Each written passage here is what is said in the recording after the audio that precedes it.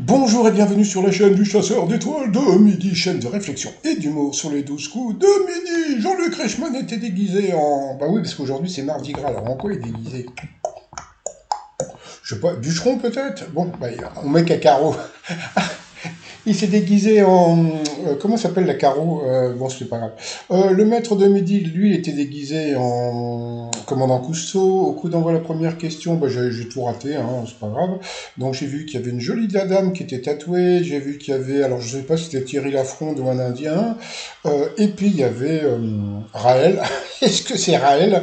Peut-être, je sais pas. Donc, qui est passé au rouge sur une question comme ça, quel drôle de parti politique Georges Brassens a-t-il créé avant qu'il ait 24 ans? C'était le parti préhistorique. Bon, donc sur cette mauvaise réponse, il est passé au rouge. Qui dit rouge, dit duel.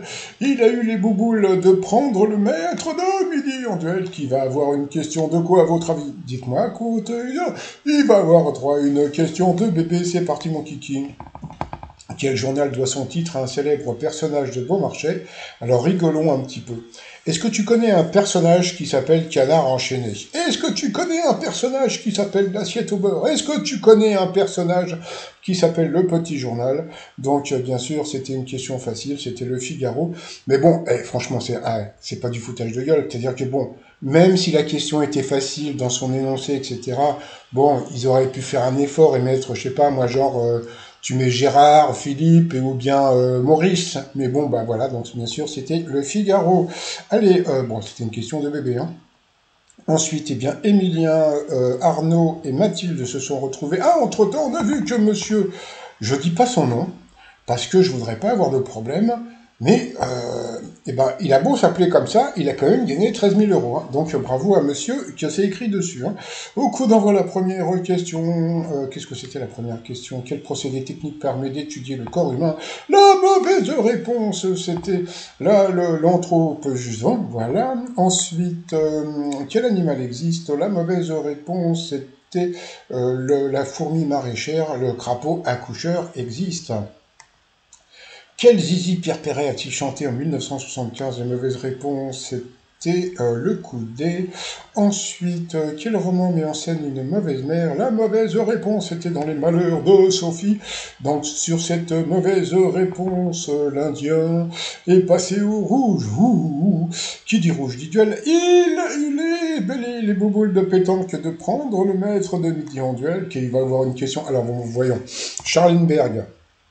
Alors, est-ce que ça va être une question sur le Spirit of Saint-Louis ou bien bah, les autres, je vois pas trop. Ah si, oui, la question, ça peut être qui est deux? Voilà, qui est un couple sur la photo? Bon, bah, de toute façon, bon, bah, ils ont envoyé la pub. Allez, on revient sur la pub. Alors, quelle question de bébé va-t-il avoir? Oh, bah comme par hasard, quel aviateur a traversé l'Atlantique à bord du Spirit of Saint-Louis? Donc, bien sûr, c'était Charles Lindbergh. Bon, c'était encore une question de bébé.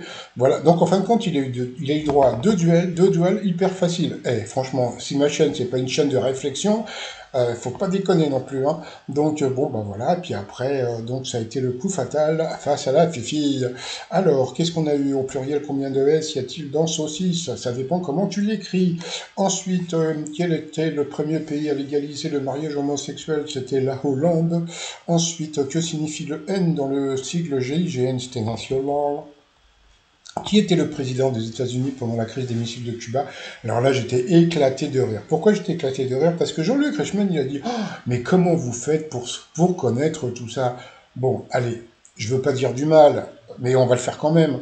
C'est-à-dire que Jean-Luc Reichmann, bon, on sait très bien que la crise des missiles de Cuba, c'était le président qui a été assassiné, Kennedy, d'accord? Bon, donc je pense que Emilien a des réponses à certaines questions qui sont beaucoup plus difficiles que l'histoire de la crise des missiles de Cuba. Mais bon, Jean-Luc Reichmann, il faut toujours qu'il en fasse un petit peu trop. Tiens, en plus, je prépare un truc là.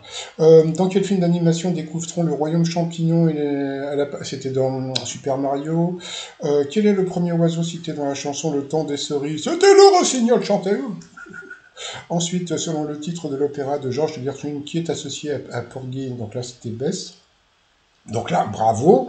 Là, on peut dire bravo. C'est-à-dire que, bon, bah, à son âge, Porgy and Bess, c'est pas évident à trouver. Donc là, c'est bravo. Mais par rapport comment dire, la crise des missiles, c'était beaucoup plus facile. En plus, il est étudiant en histoire. Bon, allez, ensuite, sur un clavier, que signifie le symbole représentant un slash entouré de deux petits cercles? C'est vrai que dit comme ça, c'est pas évident. Donc c'était le pourcentage. Ensuite, alors, on dit, alors c'est très rigolo. Parce que il a dit Joachim, il paraît qu'on dit Joachim. Voilà. Bon. Donc c'était quel Joachim Murat, maréchal d'Empire, a épousé Caroline. Donc là, c'est pareil. Donc bravo à Emilien d'avoir pu trouver la bonne réponse. Mais bon, c'est vrai qu'il est étudiant en histoire. Donc bon, bah c'est pas grave. Hein, donc bravo quand même. Et puis après, pour elle, quelle substance végétale très sucrée sert à produire le chouchen? Donc bien sûr, c'était le miel. Elle a été éliminée. Allez, ensuite, par rapport au coup de maître, comment est appelé l'âge à partir duquel on peut toucher sa retraite de base? Donc là, c'était facile. C'était l'âge légal. Ensuite, de quel dramaturge Tolkien s'est-il inspiré pour écrire Le Seigneur des Anneaux? C'était une évidence, c'était l'autre, c'était Shakespeare. Donc, deuxième question facile, mais bon, il y a des mecs qui auraient pu se planter. Ensuite, quels artistes peuvent-on observer devant leur chevalet sur la place du Tertre à Montmartre? Des clowns, des musiciens, donc bien sûr, c'était des peintres. Voilà, pas déconner non plus. De quel aliment raffole particulièrement l'ours Paddington? Alors franchement, quand tu vois qu'en dessous il y a écrit confit de canard, les champignons de Paris, bon tu te dis franchement, bon voilà, c'est cadeau de la maison. Et puis alors après, c'est vrai que la dernière question n'était pas évidente, bon, beaucoup de gens la connaissaient. Hein. Comment se prénomme le fils d'Eddie Mitchell? Il a dit qu'il ne savait pas, et au pif il a dit Eddie, et c'était Eddie, donc il a gagné 15 000. Quand il a gagné 30 000, ça lui fait 15 000 balles dans la poche. On dit merci pour les, on va dire, les 4 questions faciles. Et puis bon, l'autre, ça a été du bol. Donc voilà, il a été content. Il a été dans les bras de Jean-Luc Reichmann. Dans l'étoile mystérieuse, eh bien, il paraît que c'est toujours Samuel Le Bihan, donc voilà. Et puis c'est tout. Voilà, donc bah, je vous ferai une vidéo explicative des éléments. Mais alors pour l'autoroute, donc je remercie toutes les personnes qui m'ont expliqué. Il paraît que l'autoroute, ça a un rapport avec l'écologie. C'est bizarre hein, quand même. Hein. Donc voilà. Bon, bah sinon, je vais vous souhaiter une agréable journée et je vous dis à demain. Portez-vous bien et surtout, surtout portez-vous. Voilà. Bye bye. Bye bye.